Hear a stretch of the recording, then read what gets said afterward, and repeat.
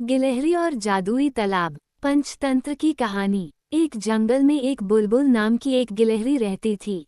वह बहुत चंचल और उछल कूद करती थी।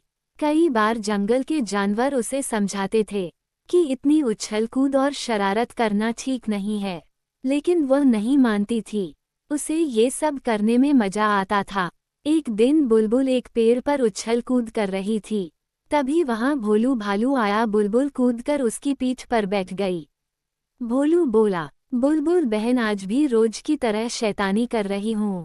पिछली बार तुम्हारे कारण मेरा पैर फिसल गया और मैं कीचड़ जा गिरा था। ये सुनकर बुलबुल हंसने लगी।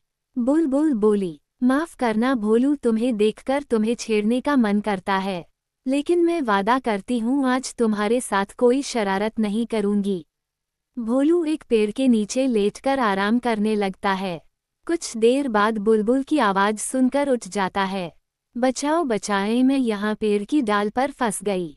भोलू वहाँ पहुँचता है तो देखता है बुलबुल अपनी पूंछ के सहारे लटकी हुई है और कभी भी गिर सकती है। वह दौड़कर जाता है और सभी जानवरों को बुला लाता है। बुलबुल बोली, भाइयों मुझे बचा लो, मैं पेड़ पर चढ़ रही थी, तभी दो टहनियों के बीच मेरी पूंछ फंस गई। कुछ देर बाद जिराफ वहां पहुंचता है। वो गिलहरी को पेड़ से छुड़ाकर नीचे रख देता है। बुलबुल सबका धन्यवाद करती है। भोलू भालू बोला, देख लिया शरारत करने का नतीजा। वादा करो आगे से कभी शरारत नहीं करूंगी। बुलबुल वादा कर लेती है। वह 2 दिन चुपचाप अपना खाना खाकर एक पेड़ पर बैठी रहती थी, लेकिन उसका मन बहुत उदास था। उसे तो उछल कूद करने में मजा आता था। एक दिन वह पेड़ पर बैठी थी, तभी उसने देखा चंचल बंदर इस डाल से उस डाल पर कूद रहा था। ये देखकर बुलबुल का मन भी यही सब करने का होने लगा। अगले दिन उसने फैसला किया कि वह जंगल से दूर दूसरे जंगल में जाकर खेला करेगी, जिससे गांव वालों को उसकी शरारत के बारे में पता नहीं लगेगा। सुबह होते ही वह सबसे बचती बचाती दूसरे जंगल में पहुंच गई। वहां पहुंचते ही उसे एक बड़ा सा तालाब दिखाई दिया। उसने सोचा क्यों न पहले नहा लिया जाए। वह जैसे ही तालाब के पास पहुंची, एक चिड़िया ने उसे आवाज लगाई। बुलबुल बोली, वाह, ऐसा कैसे हो सकता है? तुम झूठ मूठ में मुझे डरा रही हो। चिड़िया बोली, तुम्हारी मर्जी, मैं तो तुम्हें सावधान कर रही थी। जाओ नहाकर देख लो, पता लग जाएगा। बुलबुल नहीं मानी। उसने तालाब में डुबकी लगा ली।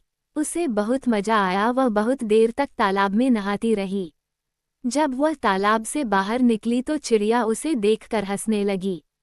बुलबुल बोली, तू क्यों हंस रही है?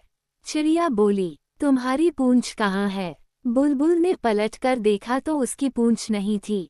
बिना पूंछ के वो बहुत बुरी लग रही थी। बुलबुल रोने लगी। वह तालाब के पास जाकर उससे अपनी पूंछ वापस मांगने लगी। सुबह से शाम होने लगी, लेकिन तालाब से पूंछ वापस नहीं मिली। हार कर बुलबुल वापस चलने लगी। तभी तालाब से आवाज आई, ये जादुई तालाब है। तुम्हें चिड़िया ने मना किया था यहाँ नहाने के लिए, लेकिन तुम नहीं मानी, इसलिए तुम्हारी पूंछ चली गई। बुलबुल बोली, मुझे माफ कर दो, अब मैं कभी किसी से बिना पूछे उसकी कोई चीज इस्तेमाल नहीं करूंगी। तालाब बोला, अब तुम अपने जंगल में जाकर सब जानवरों से माफी मांगो और आज से शरारत करना बंद करो। जंगल में सबकी मदद करो, फिर धीरे धीरे तुम्हारी पूंछ वापस आ जाएगी। बुलबुल जंगल में वापस आ जाती है। अगले दिन सब बिना पूंछ की गिलहरी की हंसी उड़ाने लगते हैं, लेकिन बुलबुल बुरा नहीं मानती। वह सबसे माफी मांगती है। फिर वह सबकी मदद करने का वादा करती है। वह बरसात में चिड़िया के बच्चों के लिए दाना लाकर देती है। पेड़ से फल तोड़कर नीचे गिराती है, जिससे भोलू भालू उन्हें उठाकर खा सके। इसी तरह वह सब जानवरों की मदद करने लगती है, जिससे सब उसे दुआएं देते हैं। उनकी दुआओं से उसकी पूंछ धीरे धीरे वापस आ जाती है। ये देखकर गिलहरी बहुत खुश होती है। कहानी से शिक्षा, बिना आज्ञा किसी भी चीज को इस्तेमाल नहीं करना चाहिए।